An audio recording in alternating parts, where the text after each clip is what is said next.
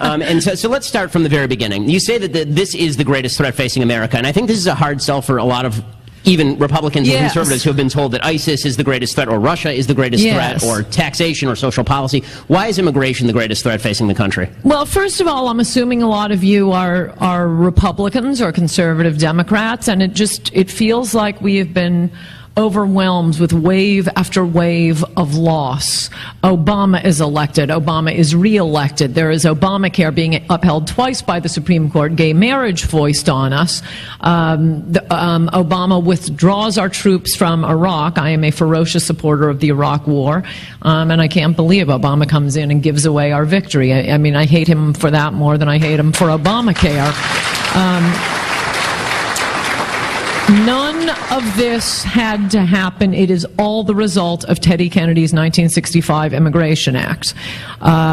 Without the 1965 Immigration Act, the post-1970 immigrants, very different from the pre-1970 immigrants. So I don't want to hear any weeping about your grandfathers. But we'll get back to that. The post-1970 immigrants are what got Obama elected in the first place. He could not have been elected without the post-1970 immigrants who have been voting 8-2 for the Democrats. Without the 1965 Immigration Act, Romney would have won a bigger victory against Obama than Reagan did against Carter in 1980. I think probably some of you were as surprised as I was the day at 3 a.m. election night. I thought he was going to win that. We'll get used to saying that a lot more. I thought we were going to win that election. What happened to that state? How did we get Obamacare? Well, Al Franken was the 51st vote for Obamacare. How did he win? Well, he cheated. But he wouldn't have been within shouting distance of cheating but for 100,000 Somalis now living in Minnesota, who were instructed by the first Muslim congressman, Keith Ellison, you must all vote for Al Franken. Without Obama as president, we wouldn't have Sonia Sotomayor. We wouldn't on the Supreme Court. We wouldn't have Elena Kagan on the Supreme Court. All these losses didn't have to happen. So whatever you think the most important issue is, it's not. I mean, even now, I get this sense, and from talking to people, you run into Democrats, and especially working-class Democrats, saying, you know, I have had it. The Democrats have gone too far. This hysteria over, you know, taking down Confederate soldiers and changing the name of the Jefferson Monument and the fake rape cases and Obamacare and gay marriage. That's it. I'm voting Republican. Hellfire will rain down on these Democrats. Well, that might well happen, but Americans are about to be outvoted by other voters, by foreign voters the Democrats have brought in. Now, that's only talking about the political aspect, because I'm assuming this audience cares about the political aspect, and why should you care about this issue more than anything else, certainly if you're a Republican. But it's more than that. In order to bring in voters who will vote 8-2 for the Democrats, we're bringing in extremely primitive cultures, and this is most of what my book covers. In order to make it short and very readable, 100 pages of footnotes is way shorter than it looks. You got to read it. I ended up cutting 200 pages a month before we went to press. But what I wanted to keep in, and I thought it was important to keep in, were gang rape, child rape, incest rape. We are bringing in peasant cultures. It happens that Latin America is the peasant culture closest to us, but that's not the only one.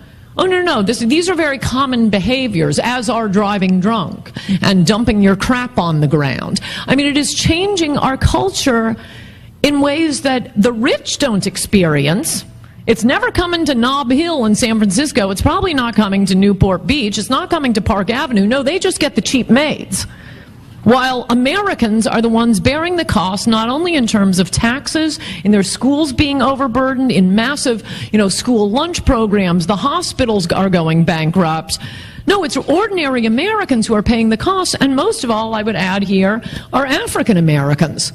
I mean, has anybody in the media checked with, or as I've recently been instructed to stop saying African Americans, American blacks? Because that is what I mean. I'm not talking about a guy whose father is a Kenyan. American blacks. Thanks for coming out.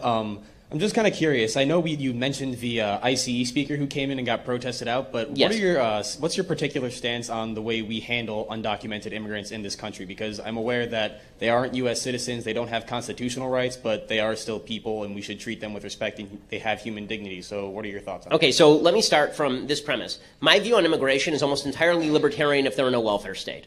So my view on immigration is that free flow of labor is a good thing, but there are two mitigating factors. Mitigating factor number one is you can't come here to take advantage of the welfare systems, and mitigating factor number two is you have to accept the culture of the United States, which is to say the rights that are expressed in the Constitution and the Declaration of Independence, which means a small government not guaranteeing bigger services through redistribution of income.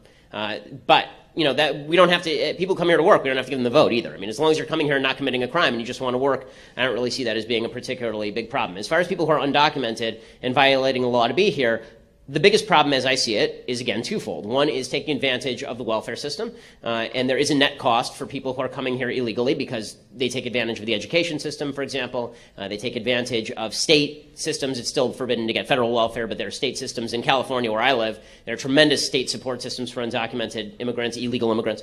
And so here's my view. The government has every right to decide who comes in the country and who doesn't come into the country. That is true for new immigrants. It's true for people who are already here. If you come here and we feel that you're a net benefit to the citizens of the United States, you're coming in here and you are going to work hard and fly right, and you're going to be a great addition to the United States. You respect our view of human nature and of government, and you just want to be part of this great mission, then more power to you. Come on in. The same thing holds true for undocumented immigrants. Just because you've been here for 10 years, if you've been relying on welfare, then I think you ought to go. If you are not a net benefit to the United States, you ought to go. A citizenry gets to say who gets to join and who doesn't get to join. And if that means that there's a father and a mother, and the father is a bad addition, but the mother is a good addition, then they're going to have to make a family decision as to where they live, just like we would have to in any other family situation.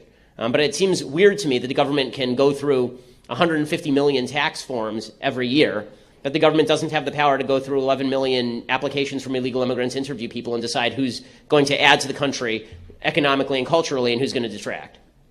So in other words, do it on an individual level. The big problem is that you have people on both sides who don't want to do it on an individual level. They want to say, okay, all illegal, I don't use undocumented because that's a euphemism, all illegal immigrants out. Okay, I think that's silly. There are people who are illegal immigrants who have been here working hard and doing the right things, but there are lots of people who haven't. And people on the left who say everybody should stay because they've been here and they're just like us. Well, not everybody is just like us, and we should take that into account. My question was more or less, what is the reason why there's such a disproportionate amount of single mothers in the African-American poverty, like in that realm of... Because, okay, so the real reason that there's a lot of single motherhood in the black community is because single motherhood has increased tremendously across all communities. So it used to be that in 1960, 5% of white women were single mothers. Today, it's 40% of white women. So all across, it's increased. Single motherhood in the black community has been a bigger problem than in the white community because, yes, of pathologies of slavery. That goes all the way back to, back in slave times, the rate of single motherhood was really high because of forcible separation of families, and that carried over into Jim Crow as well, although it was beginning to decline, actually, in the 1950s, in the 1940s and the 1950s. With the explosion of welfare, which was directly targeted at low-income communities, which happened to be disproportionately minority, now there was an actual economic incentive to continue in pathologies of single motherhood. That if you were thinking about getting married before you had the baby, now maybe you didn't think quite as hard about it because, after all, the government was there to pick you up. And so the single motherhood rate continues to rise at a very high rate, but it's rising similarly at a high rate in the white community, too. So I don't want to pretend it's solely a black problem, single motherhood. It isn't. There's a very high single motherhood rate in the black community, high rate in the white community, high rate in the Hispanic community. That's mainly because of the sexual revolution and the ideas from the left that a child doesn't need a mother and a father, and that there's some sort of inherent virtue that attends to being a single mother, which is really an irritating thing. There's a lot more virtue that attends to being a responsible mother, marrying dad, and then there being two parents there to help raise the kid. It's a source of never-ending annoyance to me that the way the popular culture treats disparate situations is that my wife, who's responsible enough to get married, wait a few years, have a job, have kids, that in the heroism pantheon, she is secondary to the girl who decided to get pregnant out of wedlock at 19 and live in poverty. That just doesn't make any sense. Good decisions should be rewarded by society. Those mistakes cannot be unmade by society just by handing people checks, because all that does is prolong the pathology. So what you really do have to do is help as you have to have family members that help you out. You have to have a social network that helps you out, and that's going to be rebuilt over a course of time. There's no immediate solution. I'm not going to pretend that I have an immediate turnkey solution for a single mom who made a lot of mistakes, is living in poverty, and now I'm going to turn her into a millionaire overnight. I can't do that. The government can't do that. No one can do that. The government can't take my money and give it to her and make her wealthy. The government can't take your money and give it to her and make her responsible. Okay, the fact is that individual decisions matter.